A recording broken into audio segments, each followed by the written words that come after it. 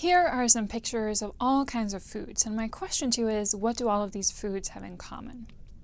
And the answer is that they have all been produced with the help of bugs, with the help of microbes, which is quite amazing. When we think about cooking, we often think about heating something in pots and pans and stirring and mixing, and in fact, a lot of these common foods are just produced with bugs. So coffee, which a lot of us have every day, sometimes many times a day, chocolate, wine, vinegar, yogurt, all of these are really the very basics of them, their very tastes are due to bugs. So let's understand this. Here are some pictures of these common bugs. So here is the yeast, for example, that we use when baking bread or when brewing beer. Here's molds, which we use when making soy sauce. Here is lactic acid bacteria, which we use when making yogurt. So this is what they look like on a microscopic scale. So these are just some bugs, but lots of different kinds of bugs have been used in food preparation, and they've often been used for different reasons. And some of the main ones are, one, preservation of foods. Before refrigeration, this was a major way to preserve foods. Another one is flavor intensification. So for example, soy sauce, which has very, very strong flavors, all of this is due to microbes. And the third reason is intoxication. So one of the earliest evidences of this is that wine has been found in wine jars in what is currently Iran. And this is wine that is 8,000 years old. And this is some of the earliest evidence we have of how microbes have been used in food to increase flavor, preservation, and intoxication. Here's a map of a lot of different foods from a lot of different cultures, and all of them have been produced with fermentation. So there is sauerkraut, there is preserved lemons, there is natto in Japan, there's kimchi, there's soy sauce, there is pickles. And all of these have very different flavors. So you can think of the sort of very savory taste of soy sauce and chocolate, which are completely different flavor profiles. They're sort of covering the entire flavor wheel. And all of this is due to microbes and the compounds that they can produce. So how do microbes do this? Microbes are really some of the niftiest creatures on Earth, and they can live in very wide environments. So for example, there are microbes living in the bottom of oceans, near volcanic springs, and there are microbes in your gut, and they're capable of turning just about anything into a food source. And so what they do is that they turn big molecules, carbohydrates, protein, starches, into what's often small molecules. And you already know this from baking week, where yeast turns carbohydrates into carbon dioxide and ethanol. Both of these are very, very small molecules. And similarly, a lot of flavor compounds and aroma compounds are also small molecules. And these are all due to the digestive enzymes that microbes have. And so here is some example of common flavor and aroma compounds. And so this, for example, is the molecule that gives you the taste of banana. And here is a molecule that gives you the taste of almonds.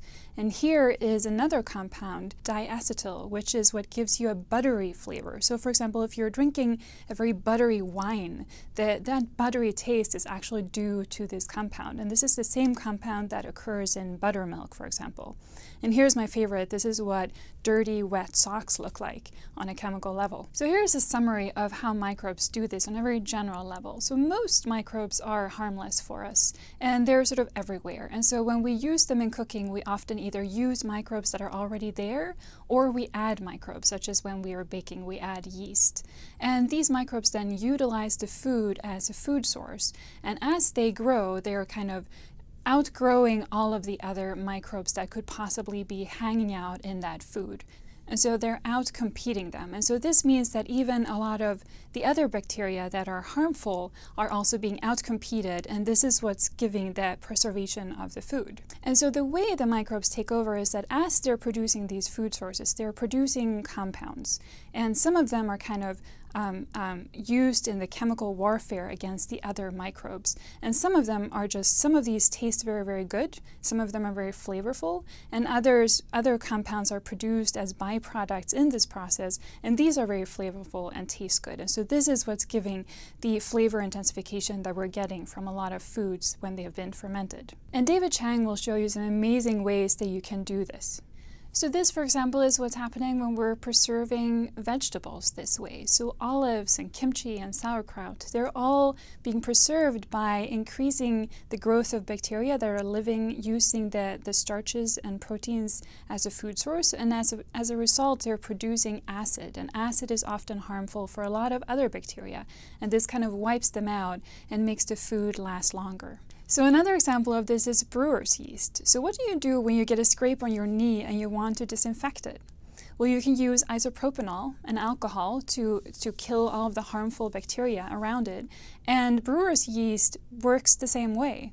So alcohol is toxic to most bacteria out there. And so there are a couple of specific strands that have learned to live in alcohol, and they are able to then use the food source that other bacteria are not using and kind of wipe those out. And they can do this up to, and still alcohol is very toxic even to brewer's yeast. And so people who've brewed their own beer or wine know that depending on the yeast strain, it can tolerate varying amounts of alcohol, but usually the cutoff is around 20%. So this is why when you distill alcohol and the alcohol percentage gets very, very high, you can open a bottle of whiskey and you can have it sitting on your shelf for years and take a little every now and then.